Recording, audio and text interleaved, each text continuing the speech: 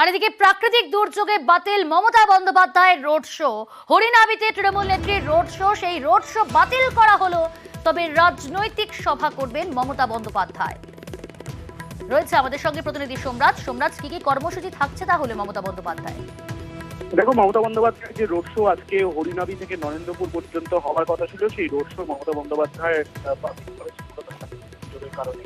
তবে মমতা বন্দ্যোপাধ্যায়ের যে দুটি রাজনৈতিক সভা আজ হওয়ার কথা ছিল, সেটি হচ্ছে, প্রথমটি হচ্ছে সোনারপুর স্পোর্টিং ইউনিয়নের মাঠে।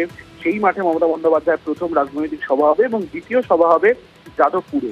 এই দুটি সভাই মমতা বন্দ্যোপাধ্যায় করবেন। কিছুক্ষণ আগে মুখ্যমন্ত্রী মমতা বন্দ্যোপাধ্যায় তিনি বাড়ি থেকে বেরিয়েছেন মূলত সোনারপুরে সভার উদ্দেশ্যে। তবে যে রোড শো হওয়ার কথা ছিল, সেই রোড শো প্রাকৃতিক দুর্যোগের কারণে বাতিল করা হয়েছে। ধন্যবাদ সোমরাজ।